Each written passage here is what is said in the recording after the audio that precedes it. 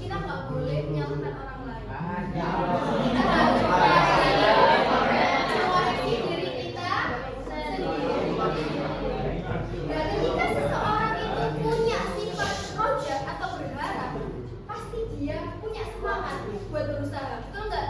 Betul. Ya di sini sudah ada nggak mimpi kayak aku pengen deh kalau habis lulus SMA aku mau ke UNER atau ke UIN ambil jurusan PAI misal gitu.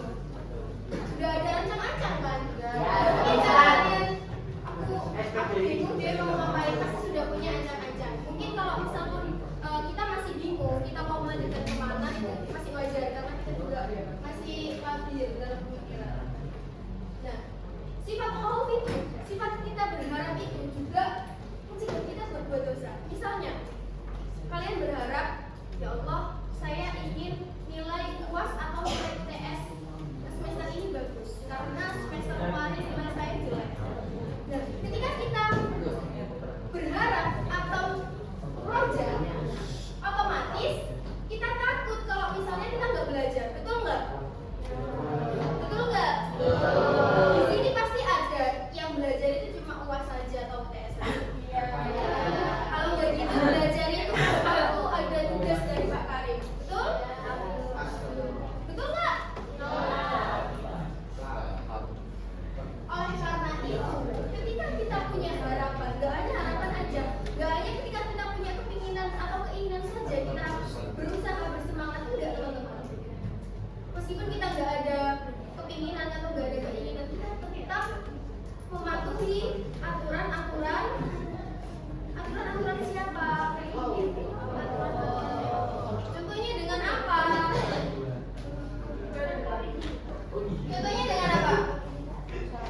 Tadi lo yang dijelaskan sama Mbak Rosa tadi lo apa? Dengan apa? Cara kita menaati aturan-aturan Allah itu lo dengan apa? Mencintai Allah. Nah, mencintai Allah itu dengan apa caranya? Sholat ini sholat berapa waktu? 5. Ada yang 3 waktu? Ada. Coba, aku pengen tahu di sini siapa sholatnya di sini yang masih full 5 waktu? Saya. Gak apa-apa, jujur aja saya. Alasannya kenapa? Malas. Ada ketiduran. Terus apa lagi? Sibuk belajar.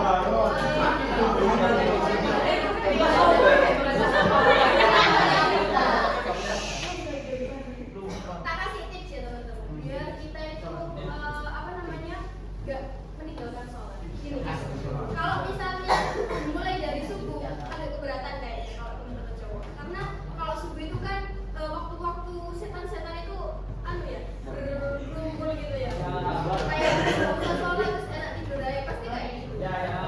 Kita mulai dari sholat yang paling sering kita tinggalkan biasanya isya. Karena apa? Kalau isya itu misalnya gini, kalian belajar, yang tadi bilang belajar, habis belajar capek, habis capek tidur. Kalau gitu yang cowok habis main pulang tidur, gak inget sholatnya. Tipsnya, sebelum kalian belajar sudah dengar adzan ya, dengar adzan. Allahu Akbar. Nah, wes ya, sudah langsung ditinggalkan, pekerjaannya itu sudah ditinggalkan. Taruh semuanya. Taruh, kalian sholat ambil air wudhu. Pasti saya jamin kalian gak akan meninggalkan sholat isya. Karena sholat isya itu sholat yang sering kali ditinggalkan daripada subuh. Kalau menurut saya. Karena apa? Isya ini sudah capek-capeknya dari pagi sampai malam. Jadi saya tertinggal. Jadi perbaikilah sholat itu pelan-pelan. Gak apa-apa, pelan-pelan aja. Pelan-pelan tapi konsisten. Cara menumbuhkan sifat roja yang pertama adalah puasa batas dengan nikmat. Sering kita nggak sadari bahwasannya kita itu sering melupakan nikmat. Hari ini kita diberi nikmat sehat, itu sebuah kenikmatan. Tapi kita melanggarnya dengan apa? 1. Makan makanan yang tidak sehat. Contohnya apa? Seblak.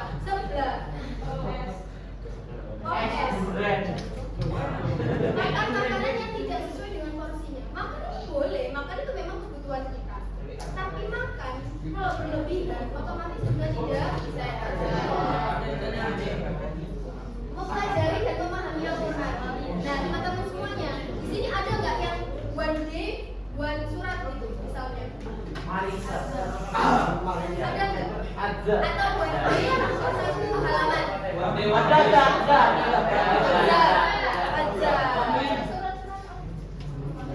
Kalian pernah nggak sih dalam sehari itu mungkin minimal baca Al-Fil atau Al-Humazah, Al-Duha dan lain-lainnya? Pernah? Setiap hari? Untuk itu namanya meningkatkan kita buat mempelajari dan memahami Al-Quran ini, kita bisa memulai dengan konsisten. Misalnya 3 surat nih. Senin surat Al-Fil, Al-Humazah sama Asy-Syams. Sudah dirutinin hari Senin itu, hari Selasa itu aja. Tapi nanti setiap hari itu ganti surat. Paham?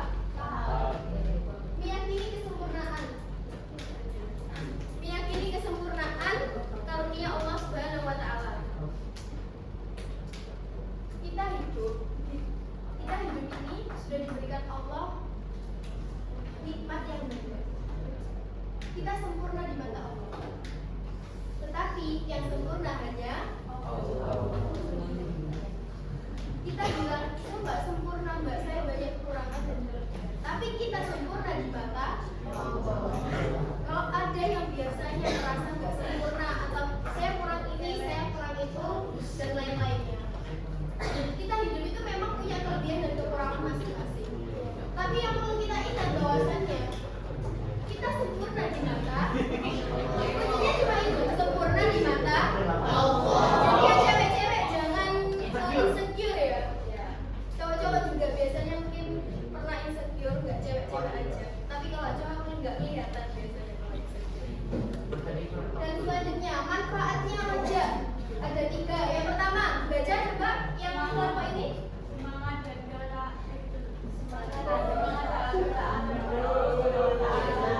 Sudah pernah mencoba? Kalau belum coba. Yang kedua kelompok ini. Senang dalam menghadapi kesulitan. Setiap hari kita nggak sadar bahwasanya itu kita punya problem atau masalah-masalah yang mungkin dari keluarga, teman, di sekolah, di lingkungan, kita nggak sadar. Tapi dalam menghadapi kesulitan itu jangan ngeruh, jangan ngeruh. Tahu ngeruh loh? Apa ngeruh itu? Tidak bersyukur, mengeluh. Allah, aku coba dikon sampai hari itu. Allah, aku gak bisa ngoni. Allah, ada ela. Tapi gimana tips yang buat kita agar kita tuh tenang menghadapi kesulitan? Kita ambil hikmahnya. Misalnya hari ini kita menghadapi kesulitan karena mungkin ada kegiatan OSIS yang sangat banyak, jadinya PR-nya kita itu keteteran. Nah, hikmahnya apa Mbak? Berarti hikmahnya kita membagi waktu kita 50-50 antara kegiatan dan juga pembelajaran. Atau mungkin menghadapi kesulitan dengan ada masalah pribadi di rumah. Masalah itu jangan terlalu dipikir. Masalah itu harus dihadapi. Kalau semakin kita pikir, masalah itu akan semakin luas. Karena cuma dipikir aja, cuma dikenang aja. Tapi kalau coba masalahnya dijajar, terus jawab satu-satu. Bisa nggak? Bisa. Bisa ya? Harus bisa. Dan yang terakhir, manfaatnya raja itu ada apa? Nikmat beribadah. Ya tadi yang sudah dijelaskan sama Rasul. Ketika kita takut kepada Allah, kita takut buat ninggalin sholat. Ya itu nikmatnya ibadah. Kalian kalau misalnya nih sudah terbiasa sholat duha misalnya, habis sholat duha itu rasanya kayak tenang. Terus di lain hari kalian ada apa itu namanya, kayak misalnya ada keperluan, misalnya harus urgent di hari ini juga dari pagi sampai siang, kan sholat duhanya ketinggalan jadinya. Merasa kayak ya Allah tadi aku gak sholat duha, ya Allah aku tadi gak sholat tahajud, pasti ngerasa gak tenang. Ya itu yang namanya nikmat beribadah. Sudah paham semuanya? Oke, lanjut. Yang terakhir,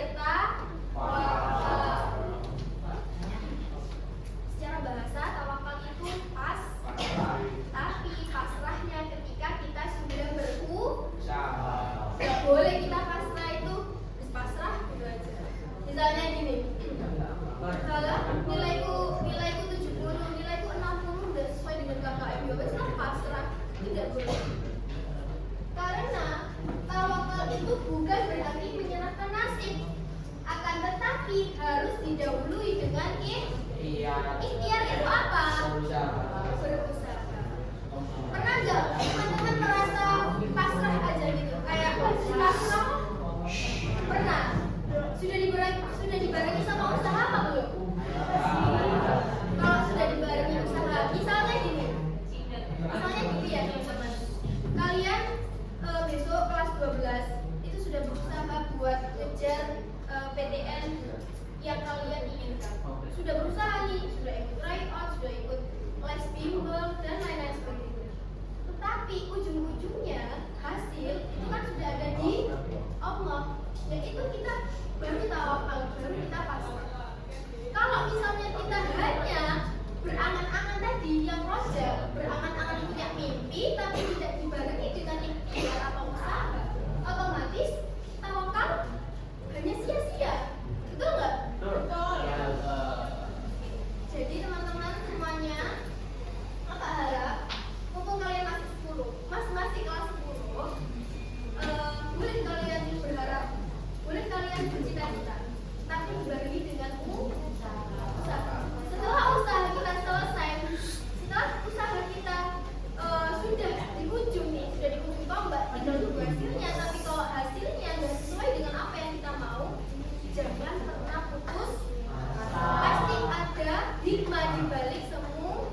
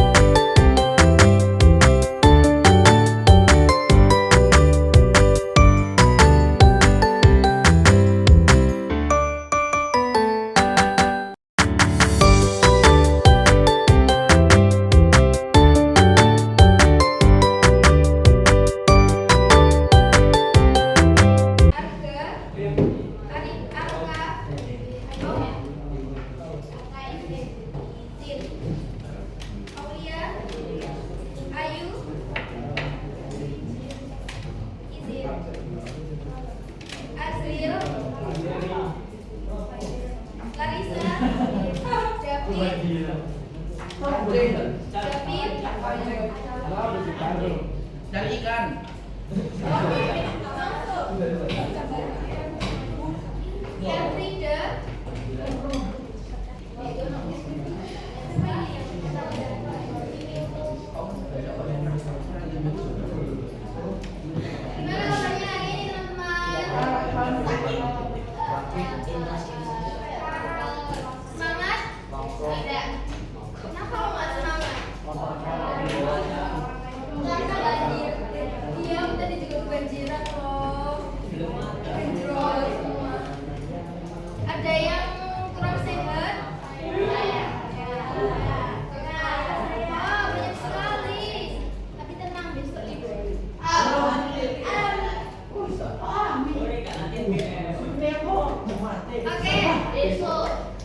Sebelum nanti kita ulangan, kita review dulu ya.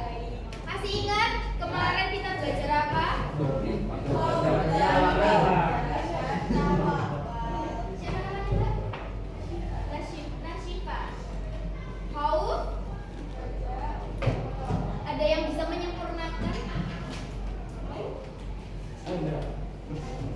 Nah, lebih tepatnya mencintai Allah, khauf, roja, dan siapa yang kemarin malam belajar? Saya. Ada yang belajar nanti kita kasih reward. Ada yang belajar nggak? Saya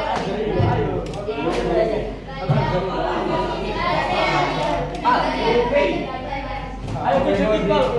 ada yang belajar PAI enggak kemarin malam?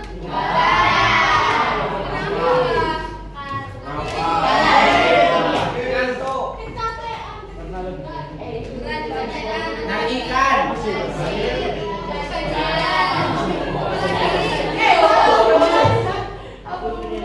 Cek. Ini bisa semua kan?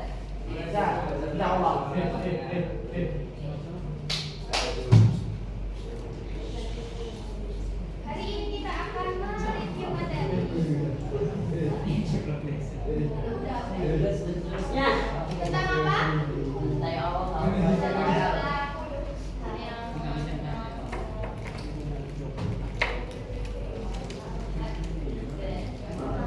Berapa lagi?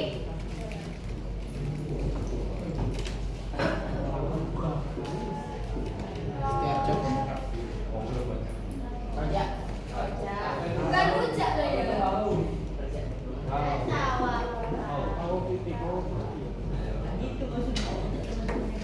Oh iya. Yang kelompok satu kemarin mana? Angkat tangan dong.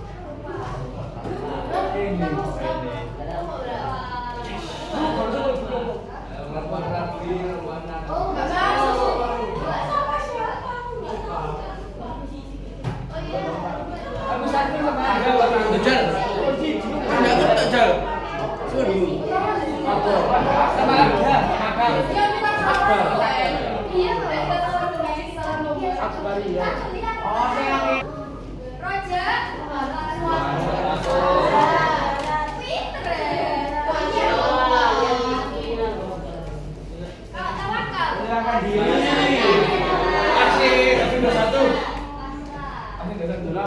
Duren. Siapa di sini yang bisa ngasih contoh satu tapi bisa mencakup semuanya? Satu aja. Dalam kehidupan sehari-hari.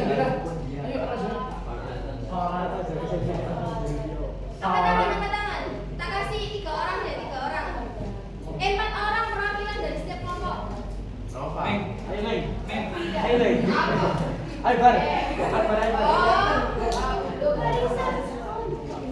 Siapa yang bisa menghubungkan antara mencintai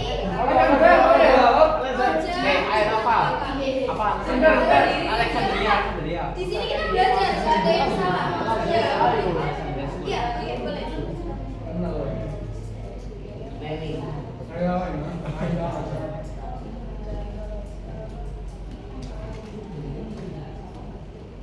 Oke, berarti sudah mencintai Allah dengan cara apa? Terus kalau mau ketika kita sedang apa? Gelisah karena apa? Terus setelah itu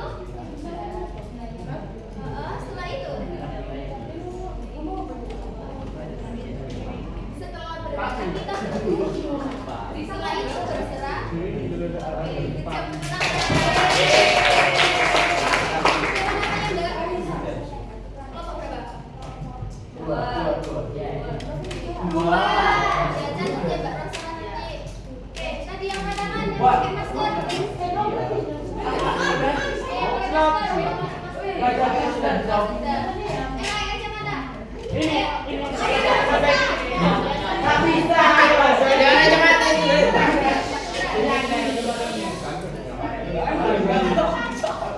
Iya, pokoknya bisa dihubungkan.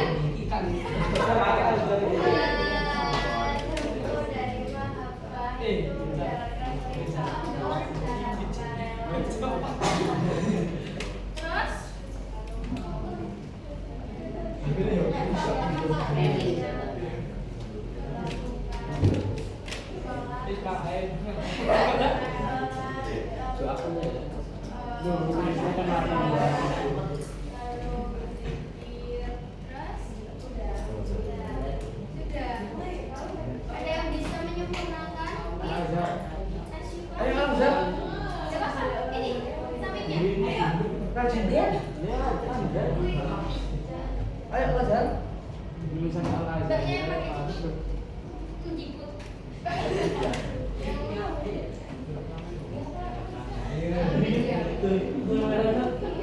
Masa nggak orang seberani deh? Iya boleh. Gini ya, mencintai Allah itu mungkin kita seperti melaksanakan sholat. Terus kalau takut itu kita takut ketinggalan untuk melaksanakan sholat tersebut. Kemudian berharap, karena otomatis kalau kita sholat kita mengharapkan sesuatu. Kemudian diserah diri itu mungkin kayak apa ya, dengan harapan yang kita Setelah kita berharap kita ngapain? itu kita berserah diri untuk menerima janji dari Allah. Sebelum kita berserah diri kita ngapain? Sholat. Niat Iya. berusaha ya. berusaha kita tahu. Solusi baca. Oke, jam. Kelompok berapa? Pertama. Oke teman-teman, biar kita nggak lama-lama dari materinya. Jadi ketika kita mahabbah atau ketika mencintai Allah, otomatis kita akan takut. Ya betul tadi mbaknya bilang kita takut kalau misalnya kita meninggalkan sholat. Habis kita takut, ya wes kita sholat. Nah kita sholat itu pasti ada doa. Kita doa itu untuk mengharap apa? Mengharap sesuatu yang kita inginkan. Otomatis ketika kita sudah berharap, kita melakukan dengan cara apa? Kalau sudah berusaha bisa, ya Allah saya sudah berusaha semaksimal mungkin untuk bisa misalnya lomba. Saya sudah belajar, saya sudah berusaha, saya sudah semaksimal mungkin untuk melaksanakannya. Lalu kita berserah diri. Kalau misalnya ketika kita sudah berserah diri tapi hasilnya nihil, kita harus gimana? Tidak berserah. Oke, kerja.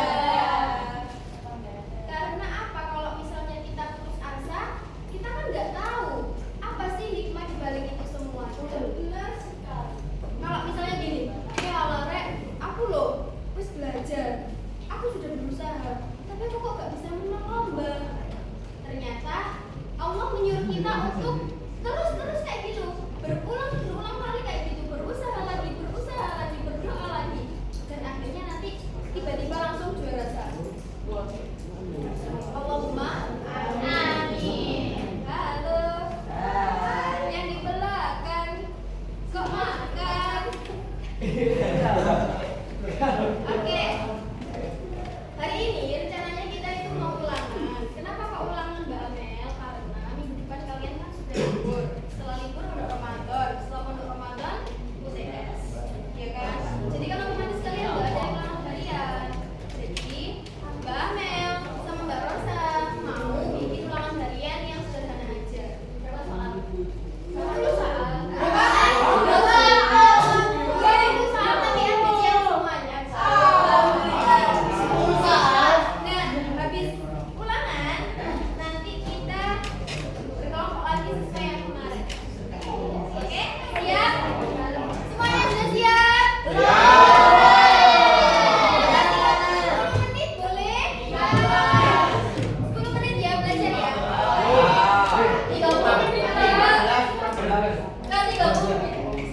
Ada yang mau ditanyakan barangkali belum paham?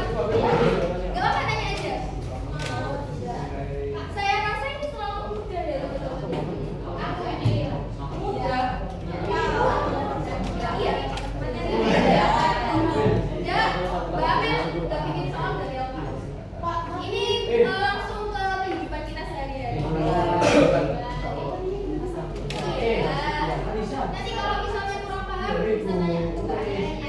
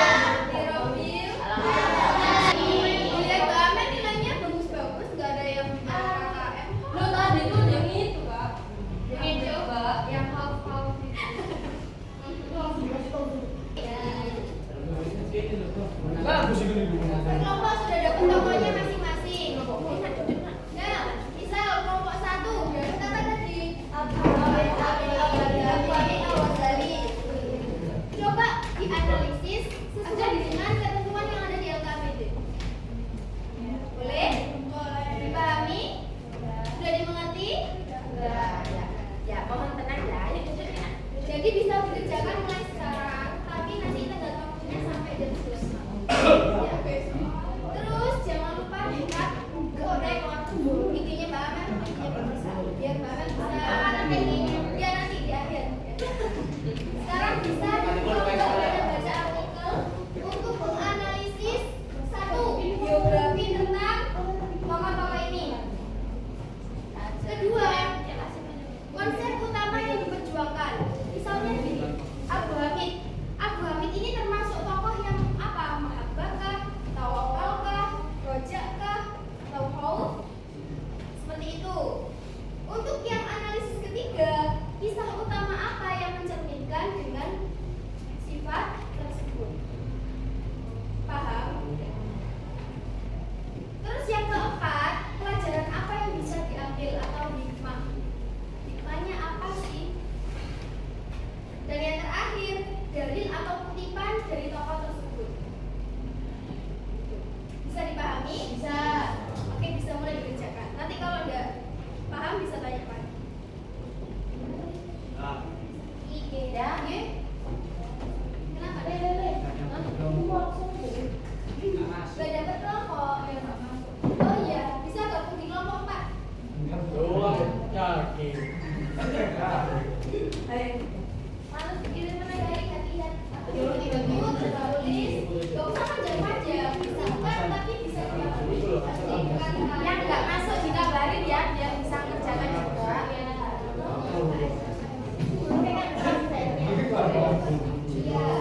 Pokoknya sekreatif mungkin, sebagus mungkin. Kita tidak dapat apa?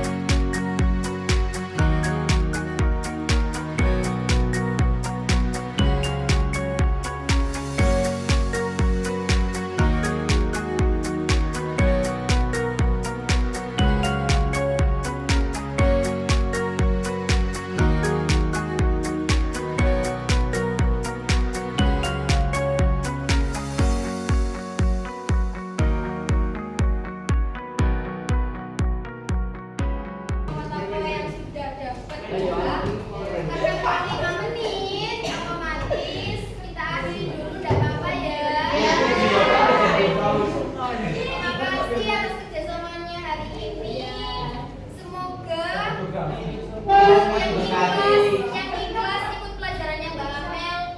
Ya nanti waktu UTBK dapat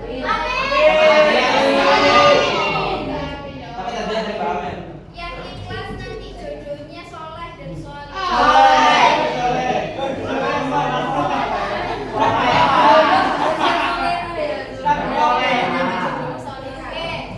Terima kasih. Nanti kalau masih demo bisa menghubungi Mbak Amel nanti ada yang ditanyakan lagi?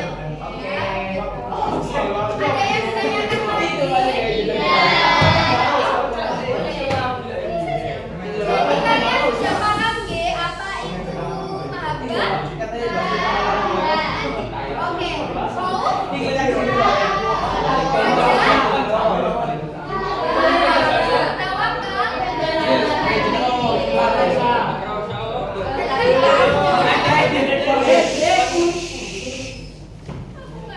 Mbak Rosa, Mbak Rosa. Lihat Mbak Amel nilai ulangannya bagus-bagus. Ada yang Alhamdulillah. Kacanya kapan? berarti Mbak Amel berhasil mengajarkan. Kacanya kapan? Jangan lupa sampai jam 11. Tak tunggu nanti kita Kalau bisa. baca cara bacanya kayak wong krian. Orang mana? Berikut adalah hasil tugas infografis siswa XN6 terkait menganalisis tokoh, mahabbah, khauf, raja, dan tawakal.